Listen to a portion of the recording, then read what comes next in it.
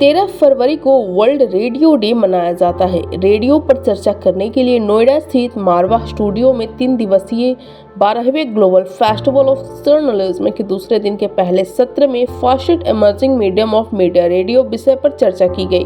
भारतीय संस्कृति के अनुसार दीप प्रज्वलन और गणेश वंदना के साथ कार्यक्रम की शुरुआत की गई। कार्यक्रम में doctor Sandeep Marwah, festival president ICMEI, chancellor AFT university of media and arts, Javier Paulinich, ambassador of Peru, Abel Abelle Despaigne, chargé d'affaires, embassy of Cuba, commander Kel Ganju, council general of Comoros, Zareen, voice over artist India TV, Aatishya RJ, Surendra Singh, founder Ecoline, Shishir Singh, associate editor the Hindu business ने मौजूद रहे। कार्यक्रम में उपस्थित सभी अतिथिगण को पुष्पगुच्छ भेंट कर उनका स्वागत किया गया। डॉक्टर संदीप मारवा ने उपस्थित सभी लोगों का शुक्रिया अदा किया और कहा, 13 फरवरी को वर्ल्ड रेडियो डे मनाया जाता है।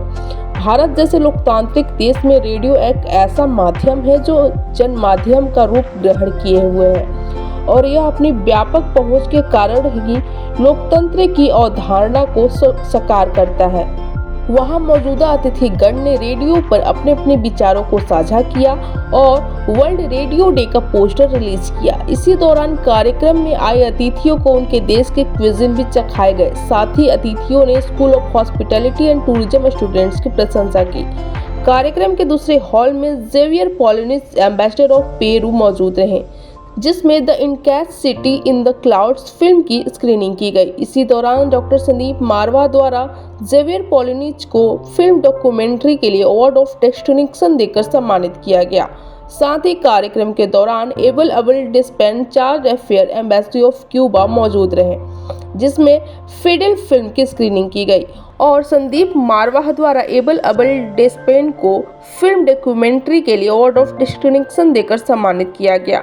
कार्यक्रम में सभी अतिथिगण को डॉक्टर संदीप मारवा द्वारा फेस्टिवल मोमेंटो देकर सम्मानित किया गया। इवेंट के बारे में बताइए। सबसे पहले तो मैं देश को और पूरी दुनिया को आज वर्ल्ड रेडियो डे के ऊपर बहुत बहुत मुबारकबाद देना चाहता हूं। मुझे ये कहते हुए बड़ा हर्ष हो रहा है कि आज रेडियो नोएडा 107.4 FM 15 साल अपने पूरे कर रहा है और जहां तक रेडियो रायपुर की बात है उसे आज 2 साल हो गए हैं और रेडियो मुंबई को आज पूरा 1 साल कंप्लीट हो गया है।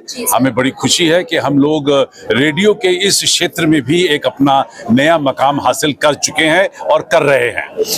अभी सुबह आज 12th global festival of journalism का दूसरा दिन है और सुबह से बेहतरीन तरीके से हम लोग क्यूबा की, पेरू की, नॉर्थ कोरिया की फिल्में जो हैं दिखा चुके हैं।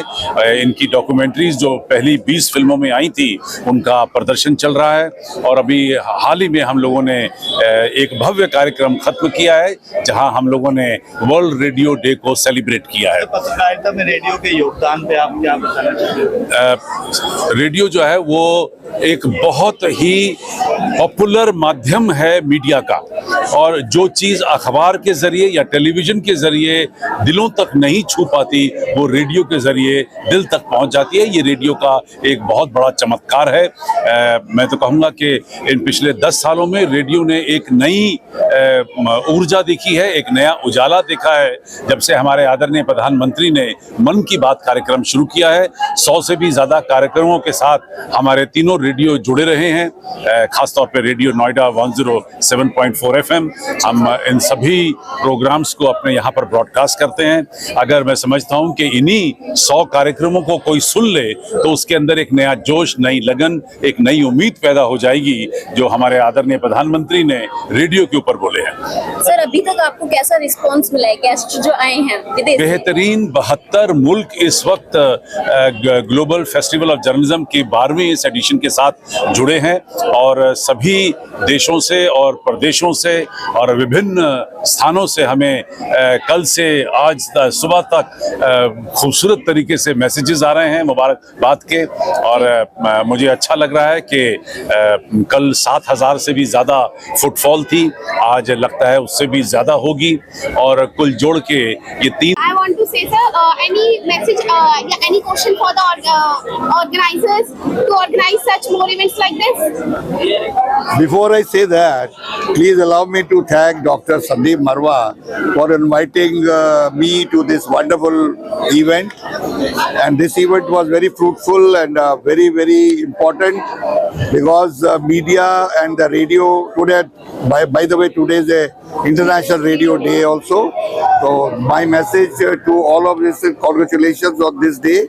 And media is such a thing which has to be honest, courageous and dedicated. If you learn for 3 years the journalism and you are not courageous, you fall into the wrong trap, then you will not become a good journalist at all. If you want to make a name, if you want to make a fame, then you have to be writing what you see. You have to be communicating what you see and benefit the masses, because ultimately it is the poor people who are sufferers.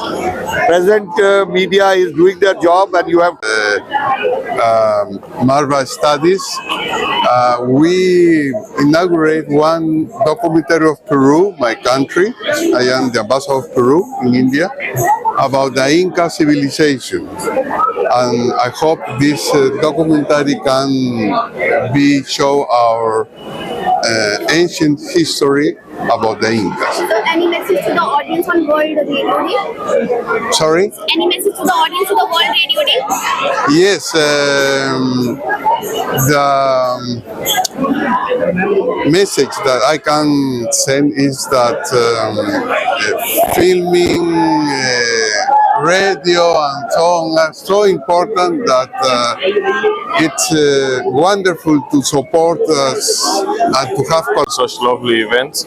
We attach a high priority to our relationship with Studios Marva, and we are looking forward to continue developing the cooperation between the Republic of Cuba and our institutions, particularly our embassy, with the studios. The event, I also appreciate and I'm glad for the participation of one of our films in the event, and I'm looking forward that this film was of the pleasure of the people who see it.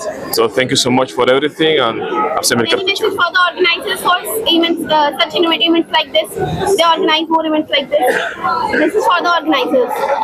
For the organizers, I just would like to ask them to keep forward and to organize editions of these events in the coming years, and we are looking forward for the participation of Cuba in the next editions also. So thank you so much.